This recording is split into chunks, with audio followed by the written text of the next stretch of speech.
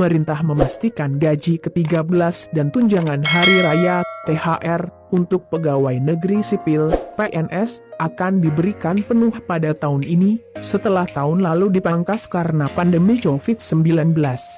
Lantas, kapan cairnya gaji ke-13 dan THR untuk PNS?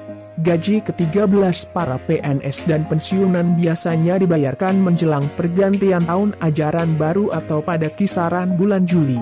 Gaji ke-13 pada praktiknya memang ditujukan dalam membantu belanja PNS saat masuk tahun ajaran baru anak sekolah. Sementara untuk THR, seperti di tahun-tahun sebelumnya, pencairan THR dilakukan paling lambat 10 hari kerja sebelum perayaan Hari Raya Idul Fitri. Proses pencairan THR pun diatur dalam bentuk peraturan pemerintah. Namun, hingga saat ini pemerintah belum merilis aturan yang dimaksud. Aturan pencairan THR biasanya diterbitkan pemerintah menjelang perayaan Hari Raya Idul Fitri. Artinya, kemungkinan besar THR PNS akan dicairkan pada Mei mendatang. Kendati demikian hingga berita ini diturunkan, Dirjen Anggaran Kementerian Keuangan, Kemenku, belum mengkonfirmasi pertanyaan CNBC Indonesia. Direktur Jenderal Anggaran Kementerian Keuangan Askolani. Menurutnya, tahun ini THR dan gaji ke-13 akan kembali ke kondisi normal seperti pada tahun-tahun sebelum terjadi pandemi COVID-19. Direncanakan pemberian THR dan gaji ke-13 dalam tahun 2021 secara full, ujarnya kepada CNBC Indonesia beberapa waktu lalu. Menurutnya, anggaran untuk THR dan gaji ke-13 sudah dimasukkan dalam Anggaran Pendapatan dan Belanja Negara (APBN) 2021. Oleh karenanya, ini diharapkan bisa membantu para PNS untuk tetap melakukan belanja. Namun, sebelum penerapannya nanti, menurutnya pemerintah akan tetap melihat kondisi APBN dalam menangani dampak COVID-19, apakah perlu melakukan pemangkasan seperti tahun ini atau kembali ke saat kondisi normal. Saat ini rencananya sama dengan kebijakan sebelum COVID-19. Nanti akan dilakukan monitoring implementasinya di 2021 sebelum dilaksanakan, kata Askolani.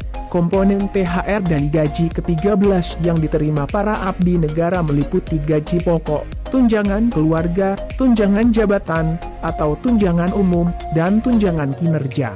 Berdasarkan peraturan pemerintah PP Nomor 15 Tahun 2019 tentang gaji PNS, gaji yang diterima PNS dikategorikan dengan beberapa golongan, yakni dari yang masa kerja terendah hingga masa kerja tertinggi.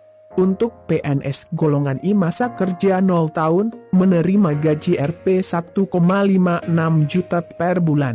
Sementara PNS golongan IV masa kerja 32 tahun, menerima gaji hingga Rp 5,9 juta.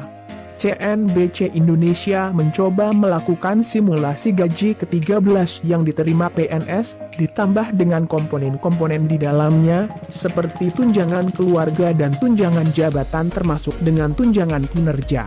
Misalnya, dari PNS di lingkungan Direktorat Jenderal Pajak Kementerian Keuangan sesuai dengan Peraturan Presiden, Perpres, Nomor 37 Tahun 2015 tentang tunjangan kinerja di lingkungan pegawai Direktorat Jenderal Pajak.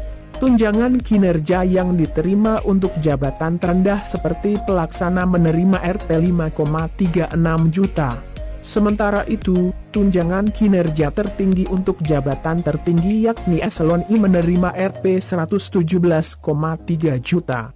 Artinya, gaji ke-13 yang diterima PNS dengan menggabungkan gaji pokok dan tunjangan kinerja untuk jabatan terendah mencapai Rp 6,92 juta, sementara untuk jabatan tertinggi bisa mencapai Rp 123,2 juta. Besaran gaji ke-13 yang diterima PNS di atas belum mencakup tunjangan-tunjangan lainnya yang dimasukkan dalam komponen gaji ke-13, seperti tunjangan keluarga dan tunjangan jabatan atau umum.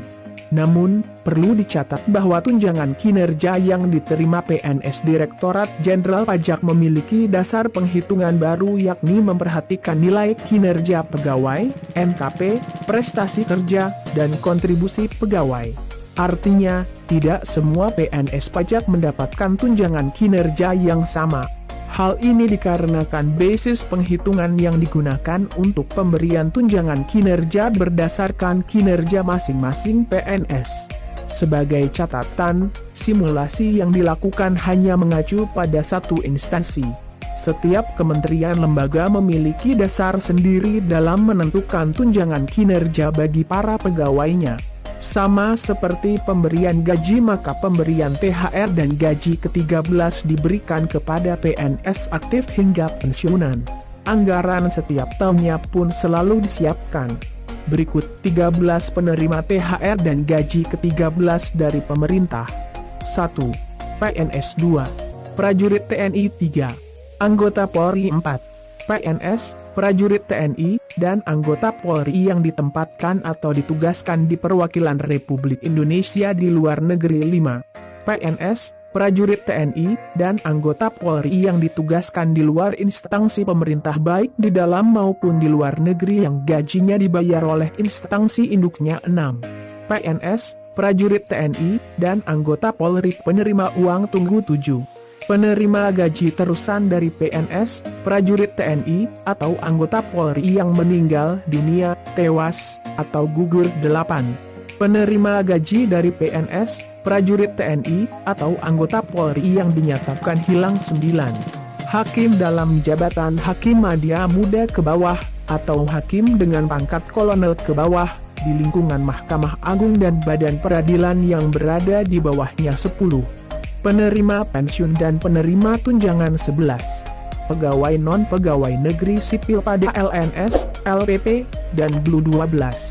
Pegawai lainnya yang diangkat oleh pejabat yang memiliki kewenangan sesuai dengan ketentuan peraturan perundang-undangan 13. Calon PNS